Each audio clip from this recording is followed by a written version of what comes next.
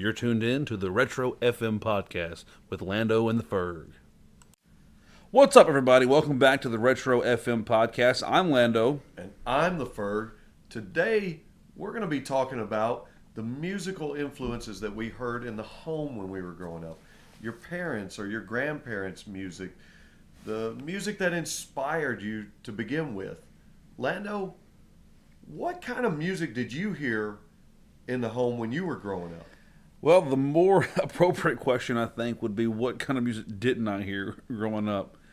I think I told you guys in the first episode when we were talking about Led Zeppelin is that I got a lot of the heavy metal, the hair metal, and the rock from my mom. Right. She loved, and specifically 80s and 90s, okay? Because my dad, he loved rock too, but it was more so the 70s, you know, Thin Lizzy and Deep Purple and, you know, guys like that. Okay. But Dad was real big into country, and when him and Mom first got together, my mom did not like country at all.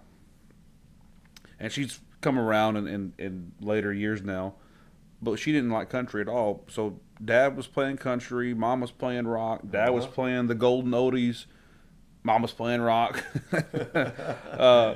But if Mom's a rocker. Mom is a rocker. But if I had to break this down, and I think I'm going to do it like this, break this down by artists. Probably the most heard artist in my parents' house was Elvis Presley. The king of rock and roll. Had a super profound impact on myself. And if you don't know who Elvis is, you probably live under a rock. Everybody's heard that name before. Oh yeah. He's the king. You haven't heard of Elvis? Absolutely, he's the king of rock and roll.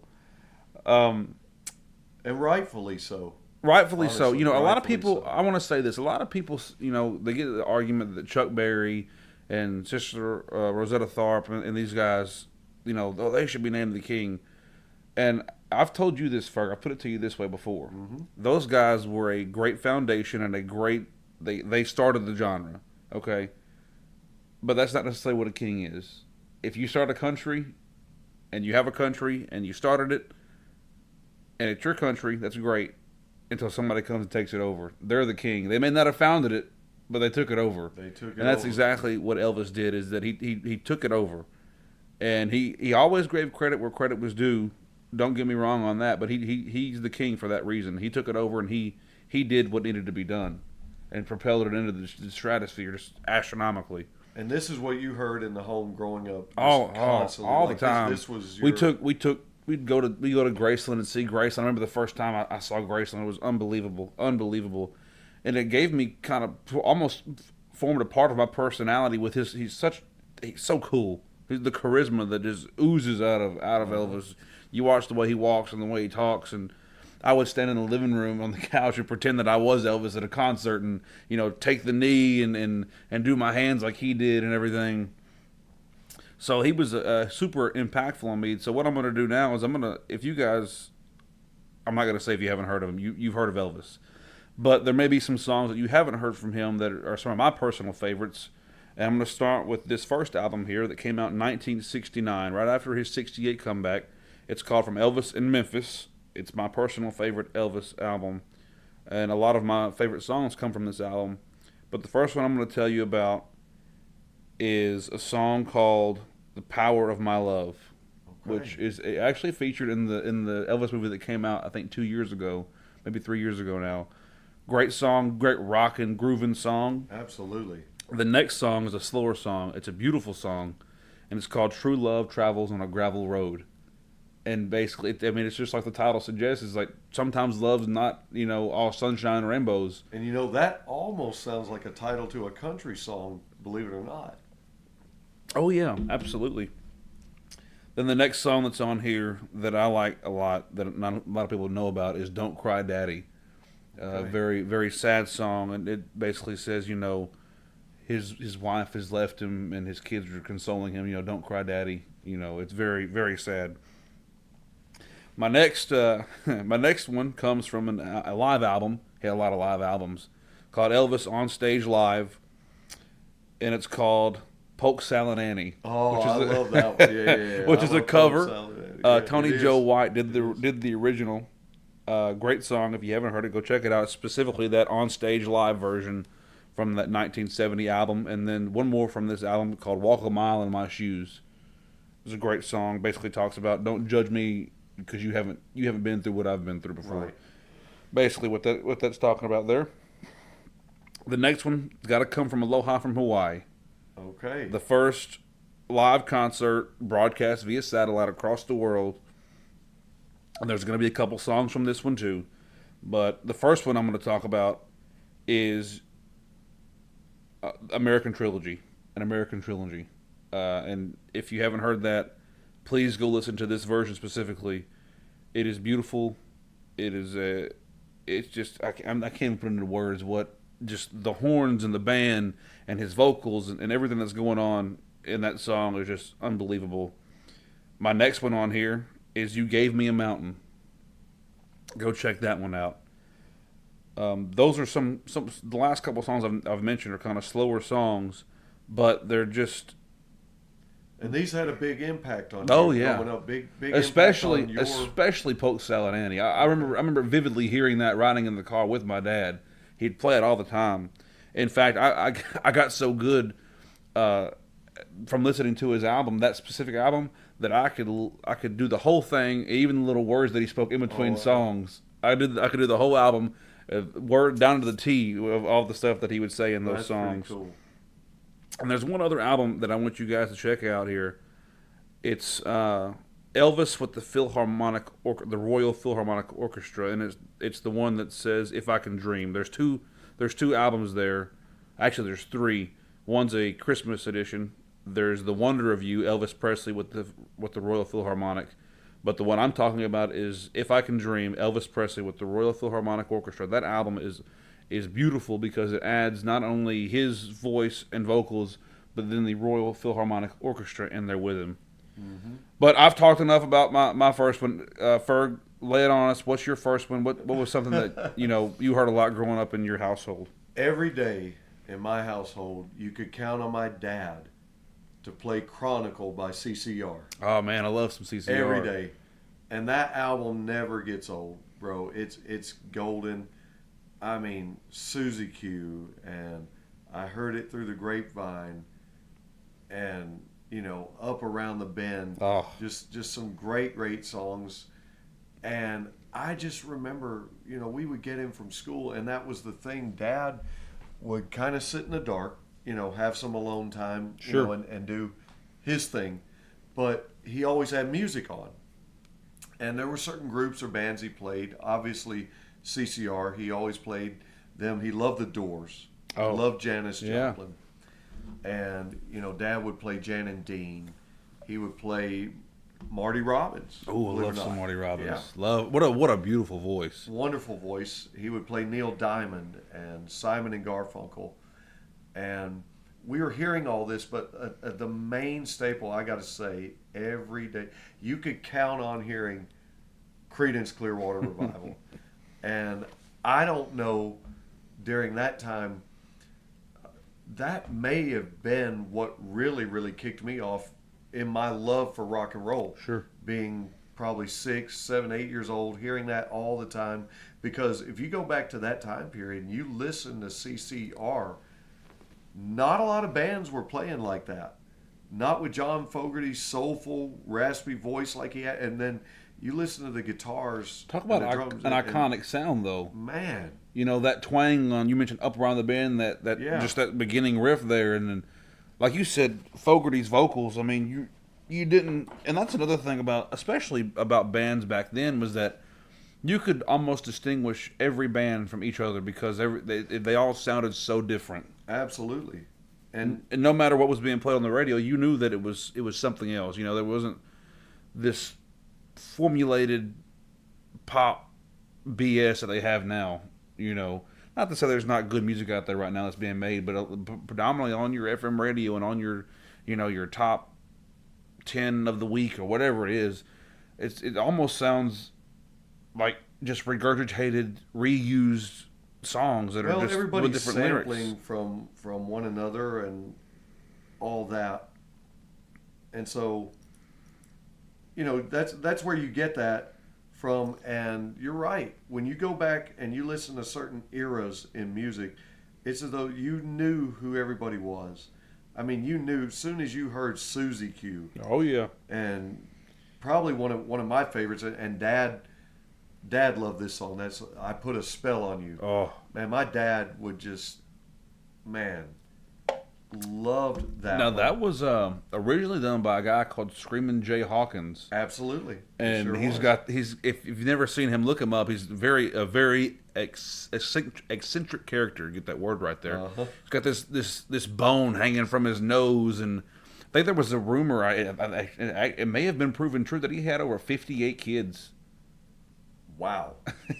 He got around, to say the least.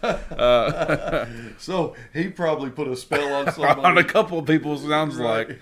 Oh, One of my man. personal favorite songs from CCR is I just had. Oh yeah, As Long as I Can See the Light. Oh man, That's a great song. love that song.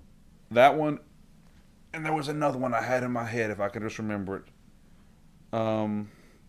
Looking Out My Back Door. Oh yeah. Just because every time I hear it, looking out my back I think of that door. scene in The Big Lebowski where he's riding around, and he's got that that left-handed cigarette, Oh. and he drops it and he's freaking out, and he's hitting the top of the car and he's having a good time. CCR they're just a great band. They're Got great. an iconic sound, and their version of "Heard It Through the Grapevine." Oh yeah. Don't get me wrong, I love Marvin Gaye, Right. but they're both great in their own right. They are. And that's one of the things about CCR. Growing up, as I started to get into music and rock and roll and began to have conversations with anybody, you almost never go wrong with CCR. You're always going to get props. Everybody's going to be like, oh, yeah. And so that was one of my musical influences growing up. And probably, as I said, really, really steered me to rock and roll. And rock and roll gets in your blood. Gets It in your does. soul. And I really could say that's where it started. I got to credit my dad. I'd have to as well. Mine too. Well, I'll give credit to my mom for the rock and roll part because that was big. But my dad, as far as my love for just music in general, Right. comes from my dad. And this will bring me to my next. Yeah, talk My some next more one. about that. Like tell us some In more. fact, his dad had a very big influence on me, not just in music, but just in general. He would pick me up from school every day. And my dad had burned this CD for him and my grandmother. It Okay. had a bunch of old country songs on it. It had "Kiss an Angel Good Morning" by Charlie Pride. Oh man, yeah. It had some Johnny Cash on there. It had some Waylon. It had my grandmother loved Conway Twitty. Okay. Heck yeah. In fact, her brother would call her every day at the same time, and her ringtone for her brother was "Louisiana Woman, Mississippi Man," Loretta Lynn, and Conway Twitty. Oh man. But Johnny Cash has been an extreme influence on me because of my grandfather. He died when I was 9 years old, and I was real close with him. And the first song that I learned to play when I first started playing the guitar was Folsom Prison Blues, Man. specifically because my grandfather had such an impact on me, and always listening to him listen to Johnny Cash. And as I got older, I started to learn more about the man himself and what a fantastic person he was, and a fantastic musician and songwriter. Never be another like him. Right. He was in the group The Highwaymen with him, Chris Christopherson, Willie Nelson, and Waylon Jennings. Right. One of the biggest super groups ever. And started in the beginning right there. You mentioned Elvis a while ago. Started right right at there the beginning alongside. of it. Yeah. In fact, Carl Perkins' cousin Luther played with him in the Tennessee Three, and Johnny Cash's band. I don't know if you guys knew that or not. I'll throw some songs out there for you from Johnny Cash that you may not have known. One that every time I hear it, it brings a tear to my eye. I can't help but tear up when I hear this song. It's called "Ragged Old Flag." Okay. It's the story. Johnny Cash tells a story. He's walking through this courthouse square, and he notices that their flag hanging on their flagpole is ragged. So he asks the mayor who's sitting there. He says, but what's up with your flag? And he sits down. And the mayor goes through the story of the American flag, the wars it's been through, the battles it's been through, and it's just, if you're any sort of kind of patriotic person, it's just a tearjerker, and it's up there. And another one that I would hear a lot growing up from my grandfather was A Boy Named Sue, Oh, okay, which is yeah. a good one. It's a That almost kind is. of a comedic one there. It is. That's a great song. And then one that my grandmother loved to hear me play. Ironically enough, my grandmother was one of the sweetest souls on this planet. My mom's mom, and she loved to hear me play this. It was kind of funny. It's called Cocaine Blues. Okay, yeah. And this Johnny Cash tells a story You wouldn't about expect that. snorting a line of cocaine and then shooting his wife and then being chased by the police about it, and finally ended up in the courtroom. But yeah, Johnny Cash was an extreme influence on me. But Fer, go ahead. Let it on us. The Probably second one. the other band that Dad played as heavily or almost as much as CCR was the Doors. Okay. My dad really, I mean, I heard this every day, like seriously. Every day I would hear this Riders on the Storm. I was just thinking about that song. I love that song. Light My Fire, People Are Strange. Did you know that when the Doors played on Ed Sullivan, they were not allowed to say fire. They were not allowed to sing that part of the song. Really? And they did it anyway, and they got banned from the show. They weren't on there anymore. Imagine that. Jim Morrison doing something again. Right. But yeah, the Doors are fantastic. A very iconic band. Very. Hello, I Love You. Mm-hmm. I mean, Dad would play these, and the thing of it is as you're growing up and you're hearing these, they get stuck in your head, and so you go to school hearing them too, and you come home Right. from school hearing it, you go to school hearing them, and not only was Jim Morrison fantastic, you got to credit Ray Manzarek and Robbie Krieger, just Absolutely. fantastic musicians when you think about what they did. And these songs are just like, every time I hear them to this day, whether it's the Doors, CCR, these, I think of my dad. And cutting away from Dad for a minute, though, we spent a lot of time at my grandmother's house Okay. growing up, and then later as teenagers, Yeah. my grandmother took over raising me and my brothers. Sure. And one of the biggest influences, my grandmother was the biggest Sam Cooke fan Oh ever. man, the King Ever. of Soul, the King of Soul. Man, Sam the Cooke. real godfather of soul, long before James Brown. Some people might argue with that, but What a Sam smooth Cooke voice. was just. And I think I heard somewhere that Rod Stewart had even said that when he started, he wished he could sing like Sam Cooke. Who doesn't? I mean, right? But that most opening- people, that do know Sam Cooke, that might be listening to us, you probably know a lot of his pop hits like Cupid, Chain yeah. Gang, Love Chain Gang. Twisting the Night Away. Now, I love that song. That's a really great song. love that one. Wonderful song. Another Saturday Night.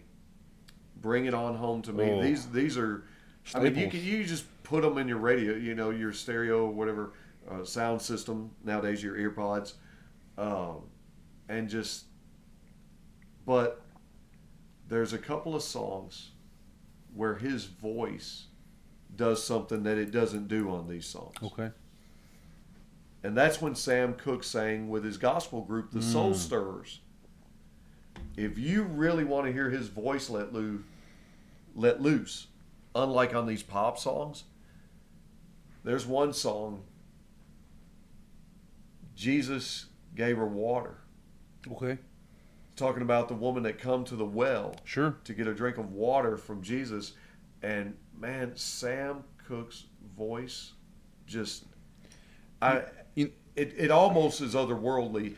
And the other song that he's got another song called "Touch the Hem of His Garment," talking about the woman in the Bible that it talks about.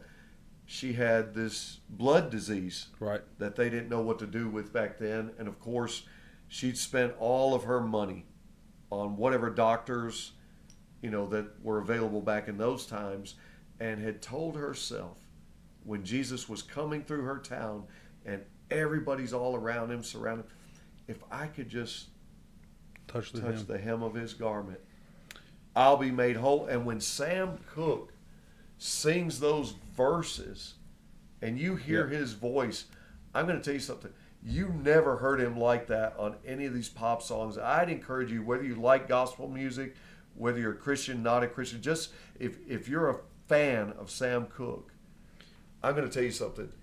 You owe it to yourself to listen to the angelic voice that he's got on those songs, man. It almost put chills on You know, you mentioned that his voice does something different than when he's singing gospel, and I've got to say, honestly, Elvis was the same way, because Elvis loved gospel music. Yes, he did.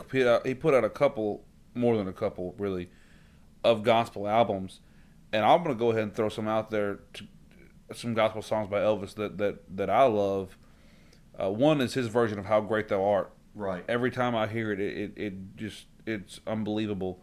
But he's got some that are upbeat. There's one called "I John." Oh, That's okay. one of my favorites, "I John," and then the bosom of Abraham and his version of "Swing Low, Sweet Chariot." Right. Him and J.D. Sumner and the Stamps were his backup. Usually it was them or the Jordanaires. Okay. But J.D. Sumner had this real low, way on down kind of voice, and he would hit these low notes that would just blow you away. But yeah, you brought up the gospel, and I had to go back to and mention Elvis's gospel because I don't blame you for that. Unbelievable. What do you think of God's going to cut them down? Run on. Run on. You Yeah, can't that's run the on name for of a it. long Run time. On's like, oh. Johnny Cash did a version of that. It slowed it down, But I love Elvis's version because that was another thing in the car growing up was that my mom had the Elvis gospel CD, and that song. I remember it was track 12 on the CD. I remember it because I always wanted to hear it. And they start off. They play the piano. They go, and then you may run on for a long time. And then he come in and they all. Oh, man. It was great. It was great. I love that song so much. But yeah, I agree. Sam Cooke is unbelievable, and definitely go check those songs out. I'll never forget when I borrowed Dad's Janis Joplin tape. Oh Man, what a voice! And a lot of people have their favorites, and just about any time you poll somebody on Janis Joplin, they're going to talk about me and Bobby McGee. Yeah, You know the song that hit me, "Cry Baby." that's a good one too. Oh my God, her voice just phenomenal. And being a young man at my age, and then listening to my dad's music, and listening to Janis Joplin, I'm going to tell you something. Now, not everybody makes this comparison. I'm not comparing the two, but you always feel like you can hear where an artist's influences come from. You can't tell me Axl Rose didn't listen to some Janis Joplin. Absolutely. And you mentioned me and Bobby McGee, which was a song that was written by Chris Christopherson, Sure who I was. mentioned earlier, who was a member of the Highwaymen, and one of my musical influences as far as songwriting goes. And that's his version of that song, in my opinion. Well, I'll just say it's my favorite. I won't say that it's better than Joplin's because it's very close. But I've always 9 times out of 10 have preferred the artist, The original artist. or not necessarily the original, but the one who wrote it, because they're going to have a different kind of cadence and a different view on the song because it come from them, Right. their feelings. Absolutely. And when they're writing it, that comes from somewhere within that, That's like Morgan Wallen's got a song. What is that song called? Let me do some research here. Let me pull it up. Go ahead and keep talking about Well, what while you're you're talking researching about. that, everybody's looking forward to hearing it. I'll tell you what.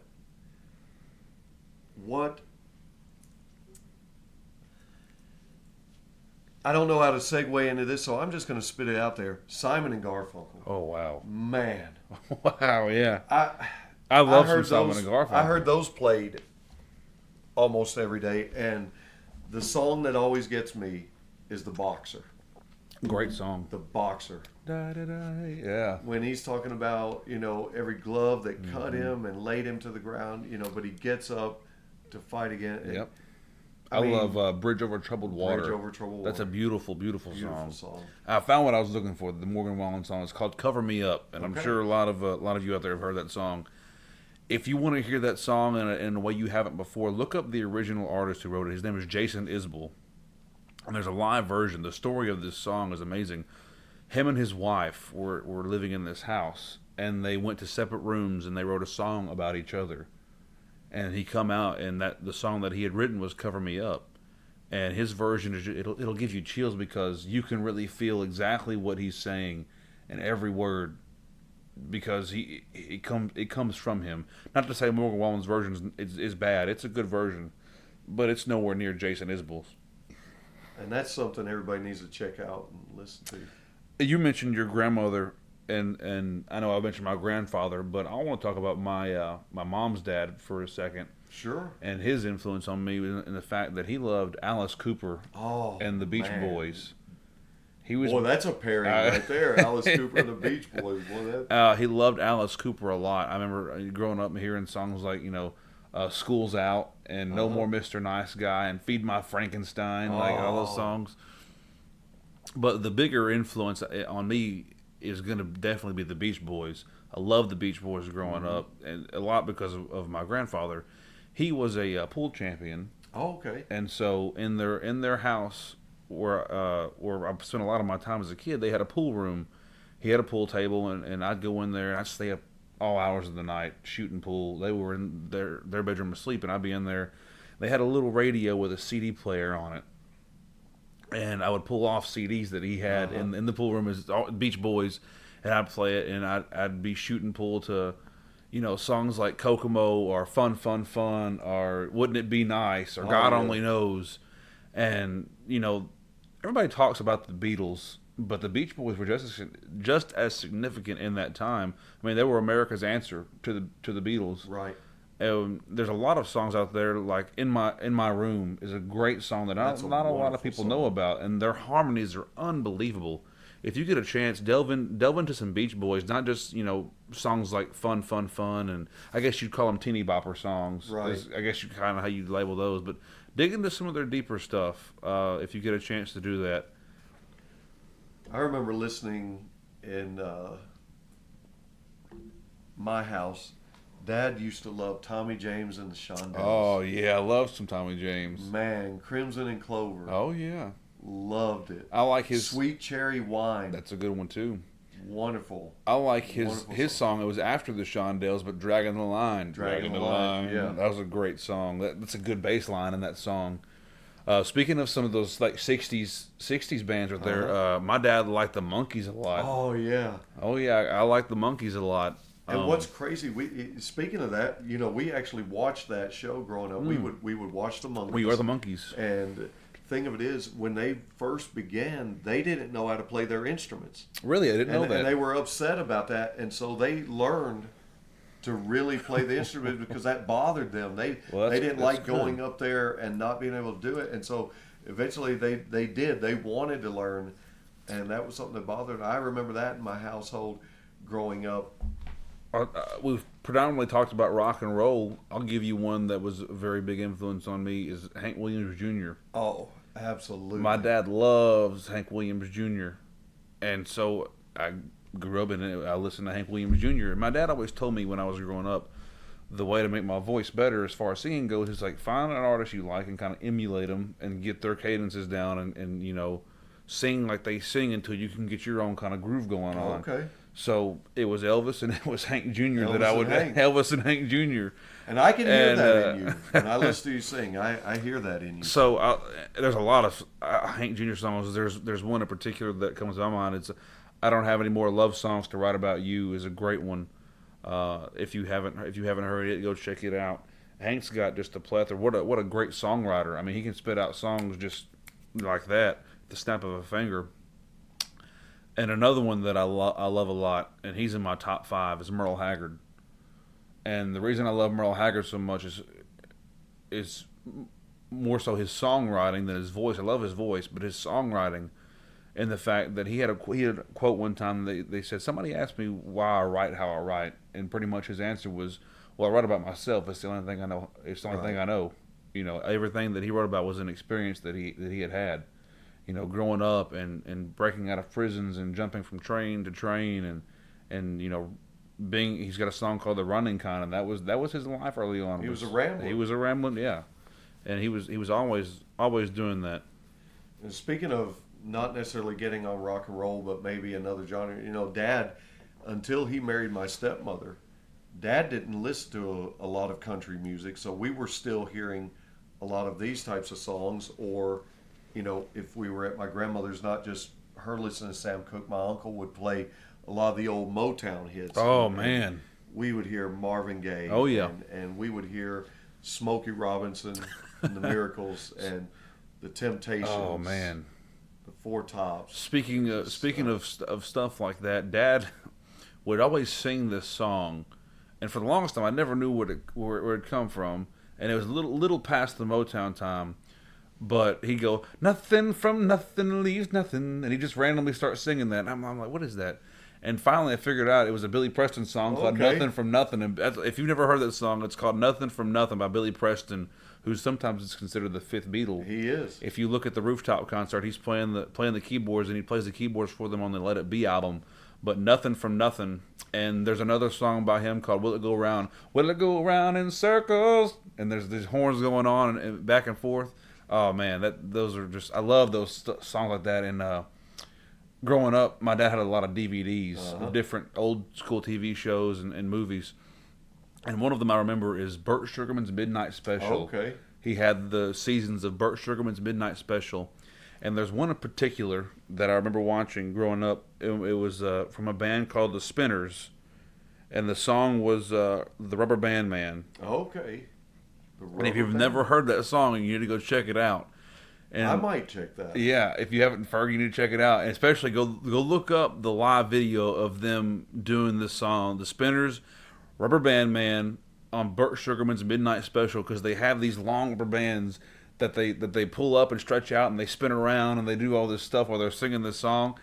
It's a great song. I definitely recommend you check it out. And like you said, those Motown guys and those golden oldies like what are Dion and the Belmonts, you know, Wanderer, stuff like that. You know, I grew up with a lot of those 50s like golden oldies. You know, like Cupid, Draw Back Your Bow. You mentioned Sam Cooke earlier. Cooke. Absolutely. 16 Candles. Mm-hmm. Just a plethora of songs. But going to another artist, go ahead. That Dad listened to, Marty Robbins. Oh, I'll never forget. Oh man, almost every day in the house, and you know, I keep saying every day, but the truth of it is, every day Dad would play some of these artists. It might be something different each day, but you would come home and there'd be this music, and I'll never forget it. That deep voice from Marty Robbins. You know? I told Mary about us. Yeah. Or out in the West Texas town of El Paso, I fell in love with a Mexican girl. Oh yeah, that just beautiful vibrato. And I'll never forget it. It always stuck with me. So, you know, you hear that. And yeah. Oh yeah. You just love it. Kind of getting off the country for a second and back to rock. But newer rock, the first time I ever heard Nickelback, I was with my dad. Were you? He had a little red Nissan pickup truck, and he used to DJ proms and dances and stuff, and I would go with him sometimes.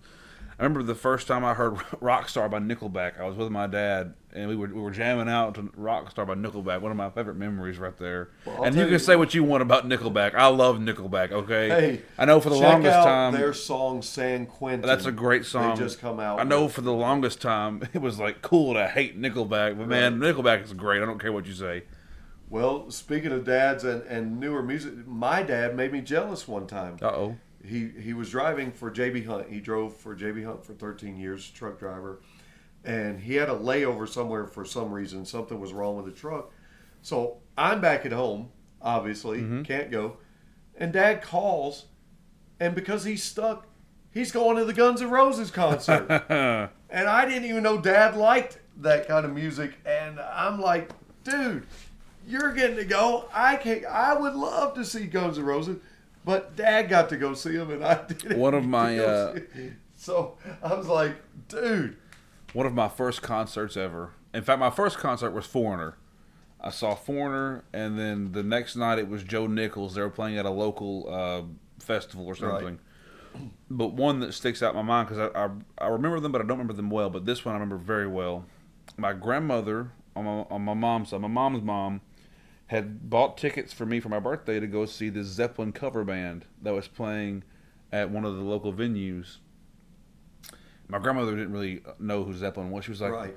she's like, well, let me hear some of their stuff. So I played some of their softer stuff for them. So I was like, that way she, what that they were too hard, Uh-huh. And my dad was like, no, I'll take him because you're probably not gonna like it. And it was one of the best experiences was going with my dad to see these guys. Their name was Zeppelin Live. Okay. Was the band Heck yeah. name. And man, you could just close your eyes and it was like you were at a Zeppelin concert. Wow. It was they were that good. was unbelievable. Wow. I've got a pic. It was. I think it was early 2000. I think it was like 2014. 11 years ago now, and my dad's got one of those Motorola Razr phones, and I've still got a picture of me with. I took a picture with the band. It's all pixelated and stuff because it was on one of those old flip phones. But that was one of the best experiences right there. Well, some of the music that we listened to, when we were growing up at my grandmother's house, though, me and my brothers had to kind of keep it low key or keep it a secret. My grandmother wasn't going to deal with that. Kind of like during the 90s when a lot of the rap that we grew up was coming out with, Cypress Hill and Snoop Dogg was first hitting and Dre's Chronic album. We would go out on the front porch and a buddy of ours would come over. We'd go out on the front porch and we would play it just loud enough that we thought it was cool, but enough that my grandmother couldn't wouldn't hear it. Yeah. But what shocked me though was during that whole era, and we're playing, the music that we like and this and that. Blew me away when my grandmother actually told me she liked some Pearl Jam. Wow. I would have never thought my grandmother would have liked anything like that, but there were some songs that she actually admitted to liking and liked some Pearl Jam. And I thought, wow, here it is. They influenced us, and we're getting to share back. You mentioned some rap and stuff. My dad graduated high school in the early 90s. Uh-huh. And so I was born in 99. There you go. If y'all want to do the math and figure out how old I am. He had a whole CD case full of CDs, and then that when I started to drive, or actually I got a hold of him before that, but there was Eminem, and there was, like you said, there was Dr. Dre, and there was Snoop Dogg. Mm-hmm. So I'd play these CDs, and Bone Thugs and Harmony. Bone Thugs, dude. There's a song by Bone Thugs called "Windblow," which samples "The Chain" by Fleetwood Mac. It's an awesome song. If you haven't heard it, go check it out. But people say, "Oh, rap is," there's good rap out there. There is, especially the old school stuff. There is. There's a song that I love so much. It's called "The Ghetto." It's by Too Short. Mm-hmm. Go check that. If you've never heard that song, go check it out. The bass is thumping. And then another one that I'm going to put you on to is called, and I'm sure you've heard this, but if you haven't, you never know. It's called "Regulators." Oh yeah. By Warren G. and Nate Dogg. Nate Dogg, yeah. Yeah. And it starts off with that line from the movie Young Guns with Emilio Estevez and Charlie Sheen. It goes, "Regulators, mount up." I love that. Love that song. But yeah, so you mentioned the rap. I had to throw that in there. That I got some of that too. And I'm kind of just like my dad in the fact that we listen to everything. Everything. There's, like we said earlier in another episode, good music is good music. Good music is good music. And going back to another influence, talking about good music, as much as you love Elvis, mm-hmm. I got to be honest with you. One influence that I heard growing up, probably from my grandmother and my uncle more so than my dad, man, I love Buddy Holly. Oh, man, absolutely. Man, Buddy Holly was just phenomenal and had a big impact on me. I loved watching the movie. Oh, with Gary Busey? Gary Busey that told about his life. But I had a picture of Buddy Holly in my bedroom. That'll be at my parents' house. That's a great song. Waylon Jennings played bass for Buddy Holly. Played bass. And the story goes that they were, the night that Buddy Holly died, they were like arguing back and forth who was going to get on the plane and who was going to get on the bus. And as they got on their separate places, Buddy Holly says to Waylon, "I hope your bus crashes." And Waylon says, "Well, I hope your plane crashes." Or something along those lines. That's not verbatim. And it haunted Waylon to the day that he died because, that plane went down and killed him, the Big Bopper, and Richie Valens. Right. The day the music died, February the 3rd. And it really did. And all of those were wonderful artists. And but that's kind of J.P. Richardson, the Big Bopper, But that's kind of the music that I was talking about earlier is those 50 songs like my dad's ringtone when I was growing up was "Hello, baby, this is the Big Papa speaking." As Chantilly Lace was his ringtone. I grew up listening to stuff like that, and I was like the only kid my age that was listening and enjoying to stuff like that. I'd go to school and I'd be like, "You guys on this song?" I'm like, "No, what is that? That's weird. Why are you listening to that?" Right. But I'm like, I don't care. This is good stuff. I like it. And what's interesting is all these influences make up who we are. Oh, absolutely. Not only as artists, if we are musicians, but people who are aficionados of this type of music. Those early and of rock, country, rap, whatever it is. These influences all come together and they kind of shape us. Absolutely. Those early foundations, the stuff that we grew up listening to in our households and from our parents and our grandparents, went on to further our musical influences today. Because you say, well, I like this. What's some other stuff that's like this? Right. And then, so what's some other stuff that's like this? And what's some other stuff that's like this? And it just builds and builds and builds. And so this is this big amalgamation of just a smorgasbord, if you will, of just music. So it's just kind of like, walking into a buffet. But what do I want to eat today? Do I want some pop punk? Do I want some rock and roll? Do I want some rap? Do I want some country? Do I want some golden oldies? And it's all right there. And, it all stems back from what you grew up listening to. And, it kind of gets me because our parents obviously were the kind that listened to music a lot. Right. But I know a lot of people who don't, or whose parents aren't like that. They don't play a lot of music. And so they're listening to whatever they can find. It's usually the modern, the modern day, whatever the top 10 list is on the Billboard. And so a lot of people don't find this stuff. And that's why we're doing this podcast, is to let people know, hey, sure, you like what you like. We get that. But we want to put it out there for you. We want to shine the light on it so that you can go and see, hey, maybe I would like to listen to that. And if you don't, completely understand. Some people just don't like certain stuff, and that's okay. There's certain stuff that I don't like that people listen to, but that's the beautiful thing about music, is there's always something out there for anybody. Absolutely. And the disadvantage for this generation with all the technology and everything they have is that they didn't get what I got in my home. Not just my dad's influence, my grandmother's influence, my uncle. All that prepped me for one of the biggest things that ever happened in music.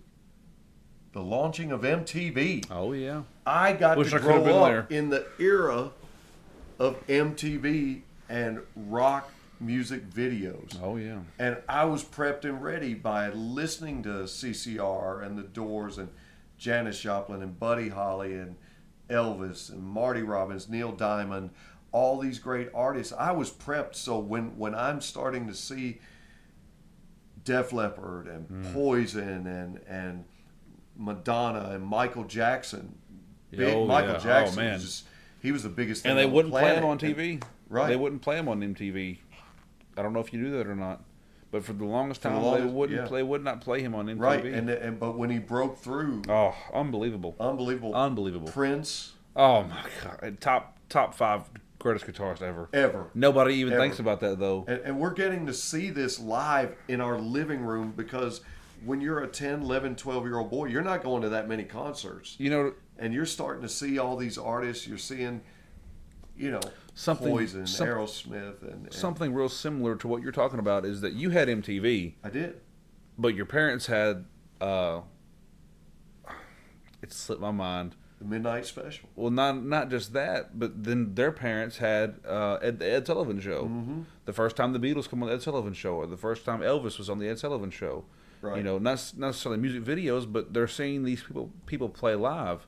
And then, like you said, you go on from the Ed Sullivan, you got the Midnight Special or Soul Train, and you're seeing these guys play live, and then you go from Soul Train and Midnight Special to MTV, and then after that, it just kind of, I guess technology kind of got so far ahead that you can find anything anywhere now, and you can go to a video. You don't have to sit down and wait for MTV to come on or wait for the Midnight Special to come on to see your favorite artist. You can just go to YouTube and look at it. And we've lost some of that kind of special magical touch to it, but the music still will touch you. But that's what we want to get to today, was that it's out there, and we want you guys to find it. Absolutely. We want you to look for it, find it, discover it, love it and live it, we're your captains on this ship. to That's guide to right, guide you Lando. to guide you to the treasure. We're your captains on this ship. But guys, we want to thank you for listening. We hope you enjoyed this kind of a personal episode that we brought to you today, talking about our influences, and let us know what your influences are in the comments, and let us know if there's some band that you want us to cover. That we've got a whole plethora of them, but and we may not have gotten to them yet. But let us know in the comments if there's a personal favorite band of yours that you want us to cover, and we absolutely will. But thank you guys. We love your support. We love you, and hey, keep the music alive out there. Thanks